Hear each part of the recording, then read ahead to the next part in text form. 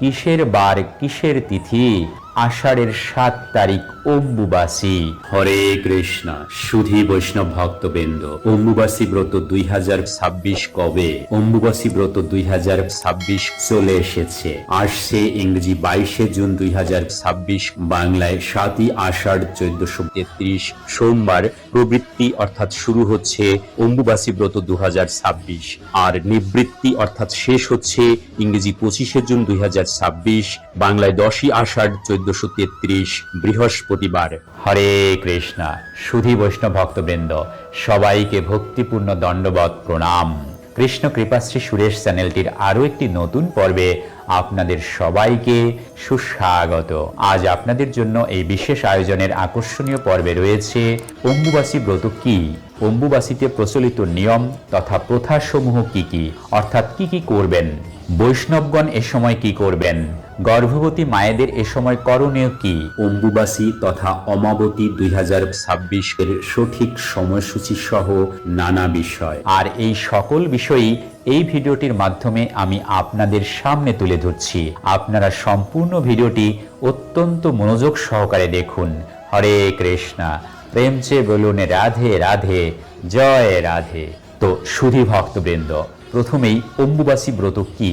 অম্বুবাসী ব্রত সনাতন হিন্দু ধর্মের একটি বাৎসরিক উৎসব। এটি হিন্দু ধর্মের একটি আচার বা ব্রত।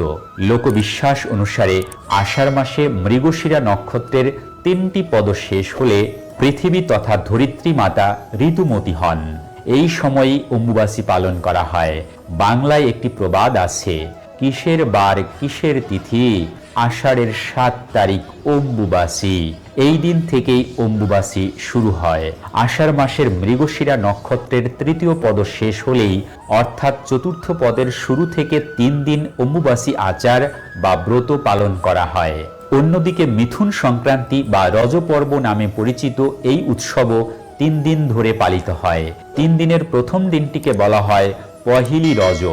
দ্বিতীয় দিন থেকে মিথুন মাস শুরু হয়, অর্থাৎ বর্ষার প্রারম্ভ হয়। পুরাণ মতে ভূদেবী এই দিন রজস্বলা হন। তৃতীয় দিনটি হল ভূদহ বা বাসী রজ।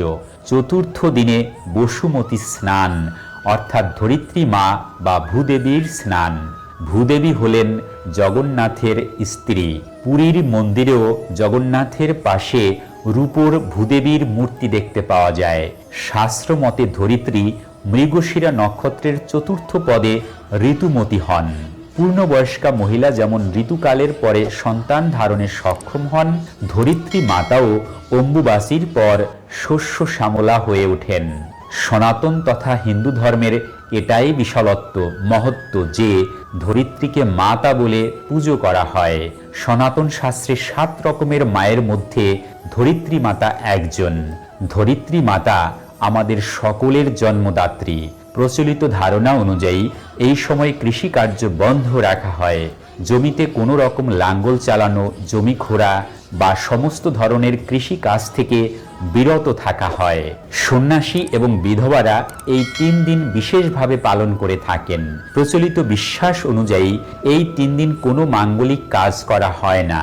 এই 3 দিন কেটে গেলে মাঙ্গলিক কাজ বা চাষের কাজে কোনো বাধা থাকে না।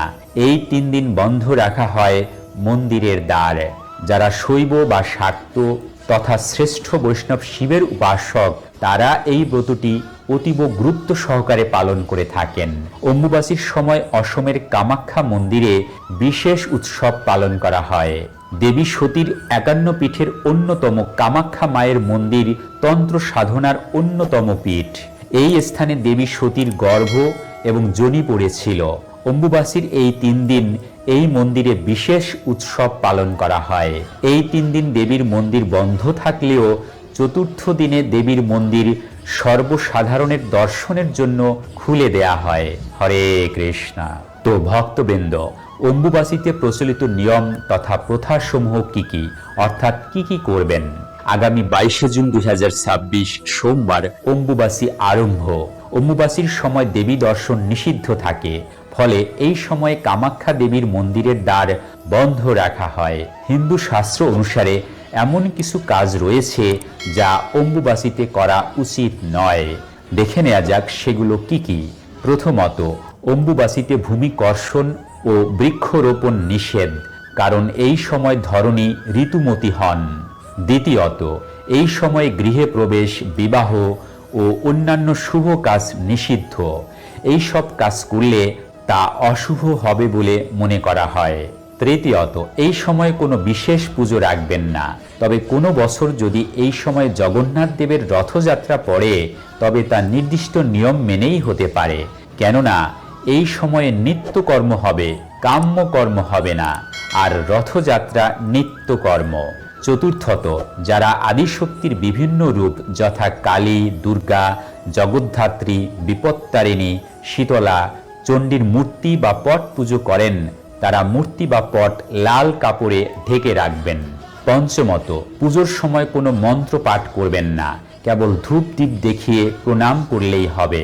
ষষ্ঠত, অম্বুবাসীতে ভুলেও মূর্তি বা পট স্পর্শ করবেন না। অম্বুবাসীর নিবৃত্তির পর আচ্ছাদন খুলে আসন ধুয়ে দেবীকে স্নান করিয়ে পূর্বের মতো পুজো এবং আমদুধ নিবেদন করবেন। সপ্তমত, তুলসী গাছের গোড়া এই সময় মাটি দিয়ে উঁচু করবেন। যারা শাক্ত মন্ত্রে দীক্ষিত তারা জপ করতে পারবেন, কারণ জপে কোনো দোষ নেই। অষ্টমত, অম্বুবাসীতে গুরু পূজা চলবে। অষ্টমত, অম্বুবাসীতে গুরু পুজো চলবে। গুরু যদি নারী হন, অর্থাৎ গুরু মাতা হন, তাহলেও পুজো চলবে। অম্বুবাসীর সময় যে কোনো সম্প্রদায়ের দীক্ষিত ব্যক্তিরা মেনে চলুন নিম্নে উল্লেখিত নিয়মগুলো, অত্যাশ্চর্য ফল মিলবে। প্রথমত, অম্বুবাসীতে গুরু প্রদত্ত নিজ ইষ্ট মন্ত্র যত বেশি সম্ভব জপ করুন। দ্বিতীয়ত, অম্বুবাসীতে সৌভাগ্য কুণ্ডের ধারে গণেশ বিগ্রহ দর্শন করুন এবং ভক্তি ভরে পুজো করুন। সৌভাগ্য কুণ্ডের পশ্চিম পারে বিধিপূর্বক স্নান ও তর্পণ করুন। তৃতীয়ত, অম্বুবাসীতে বিধিপূর্বক অগ্নি স্থাপন করে নিজ ইষ্টমন্ত্রে হোম করুন। চতুর্থত, মধ্যরাত্রে কাঙ্ক্ষিত ফল লাভের জন্য মনে মনে প্রার্থনা জানান দেবী কামাখ্যাকে, এতে মনস্কামনা পূরণ হয়। পঞ্চমত, সর্পভয় নিবারণের জন্য আম ও দুধ সেবন করুন। এই সময় আম ও দুধ খেলে 1 বছর সাপের ভয় থাকে না বলে প্রচলিত রয়েছে। ষষ্ঠত, এই সময়ে শ্রী শ্রী দেবীর অম্বুবাসী যাত্রা, বীজ বপনাদি নিষেধ এবং অনধ্যায়, জ্যোতি, ব্রতী, বিধবা এবং দ্বিজদিগের পাকদ্রব্য ভক্ষণ নিষেধ। অম্বুবাসী প্রবৃত্তিকাল হইতে তন্নিবৃত্তিকাল পর্যন্ত সপ্তাহব্যাপী বিশেষ যাত্রা এবং শাবকার শুভাকার্য নিষেধ। পৃথিবীতে মিশুন রাশিস্থ সূর্যের আদ্যা নক্ষত্রের প্রথম পাদও অম্বুবাসী। অম্বুবাসী মধ্যে বৈদ বেদাঙ্গের অধ্যয়ন এবং ভূমিকর্ষণ নিষেধ। অসমের অন্তর্গত কামরূপ কামাখ্যা পর্বতে কামাখ্যা দেবীর মন্দিরে শ্রী শ্রী কামাখ্যা মাতার পুজো ও মহামেলা। হরে কৃষ্ণা। তো ভক্তবৃন্দ, বৈষ্ণবগণ এ সময় কি করবেন? দেখুন, বৈষ্ণবেরা কোনো মূর্তি পুজো করেন না, তারা শ্রী বিগ্রহের নিত্য সেবা তথা নিত্য পুজো অর্থাৎ ভগবত সেবা করেন। এই সেবা ট্রান্সেন্ডেন্টাল, সমগ্র জাগতিক নিয়ম নীতির ঊর্ধ্বে। শাস্ত্রমতে ভগবত ভক্তি অহেতুকী, অপ্রতিহতা। কোনোভাবেই এই ভগবত ভক্তি সেবা বন্ধ রাখা যায় না, এমনকি অশৌচাদিতেও নয়, তাই অম্বুবাসীতেও নয়। এবং মায়েদের যে 3 দিবসের ঋতুকালীন সময় আসে প্রতি মাসে, সে সময়ও নয়। এখন প্রশ্ন জাগতেই পারে, এই অম্বুবাসীর সময়কালে মাঙ্গলিক অনুষ্ঠানাদি নিষিদ্ধ হওয়া সত্ত্বেও ভগবত সেবা বা ভগবানের সেবা করলে কি দেবদেবীগণ অখুশি হবেন না? দেখুন, পরমেশ্বর ভগবান শ্রীকৃষ্ণ হচ্ছেন স্বয়ং ভগবান, সকলের প্রভু, আর সবাই তারই ভক্ত। এমনকি অন্যান্য সব দেবদেবীও তারই ভক্ত। সুতরাং তারা যখন দেখেন যে কোনো বৈষ্ণব ভক্ত অম্বুবাসীতেও ভগবান শ্রীহরির অর্চন পূজন সেবন করেন, তখন তারাও আরও খুশি হন এই ভেবে যে ওই বৈষ্ণব ভক্ত তারই প্রভুর সেবা করছে। তারা তাই প্রাণ খুলে আশীর্বাদ করেন। সুতরাং কিছুতেই বৈষ্ণব ভক্তদের নিত্য সেবা তথা নিত্য পুজো থেকে বিরত থাকা উচিত নয়। হরে কৃষ্ণা। প্রেম চে বলুন রাধে রাধে, জয় রাধে। তো সুধী ভক্তবৃন্দ, এবারে আসুন জেনে নিই অম্বুবাসী তথা অমাবতী 2026-এর সঠিক সময়সূচি। বিশুদ্ধ শাস্ত্রীয় সিদ্ধান্ত ও চান্দ্রপঞ্জিকা এবং রাধাকুণ্ডের পঞ্জিকা অনুযায়ী অম্বুবাসী প্রবৃত্তি অর্থাৎ আরম্ভ ইংরেজি 22 জুন 2026, বাংলায় 7ই আষাঢ় 1433 সোমবার ভারতীয় সময় অনুযায়ী দুপুর 12টা 16 মিনিটে আর বাংলাদেশ সময় অনুযায়ী দুপুর 12টা 46 মিনিটে। অম্বুবাসী নিবৃত্তি অর্থাৎ শেষ ইংরেজি 25 জুন 2026, বাংলায় 10ই আষাঢ় 1433 বৃহস্পতিবার ভারতীয় সময় অনুযায়ী দুপুর 12টা 18 মিনিটে আর বাংলাদেশ সময় অনুযায়ী দুপুর 12টা 48 মিনিটে। তো সুধী বৈষ্ণব ভক্তবৃন্দ, এবছরের অম্বুবাসী ব্রত 2026 কবে শুরু হবে, কবে শেষ হবে, অম্বুবাসী ব্রত কি, অম্বুবাসীতে প্রচলিত নিয়ম তথা প্রথাসমূহ কি কি, অর্থাৎ কি কি করবেন, বৈষ্ণবগণ এ সময় কি করবেন, গর্ভবতী মায়েদের এ সময় কি করণীয়, অম্বুবাসী তথা আমাবতী 2026 এর সঠিক দিন তারিখ ও সময়সূচি সহ নানা বিষয়, আর এই সকল বিষয়ই এই ভিডিওটির মাধ্যমে আমি আপনাদের সামনে তুলে ধরলাম। এই দুর্লভ মানব জীবনকে সার্থক করে তুলতে সদা সর্বদা কৃষ্ণ ভাবনায় সম্পৃক্ত থাকুন, ভালো চিন্তা ও কাজ করুন।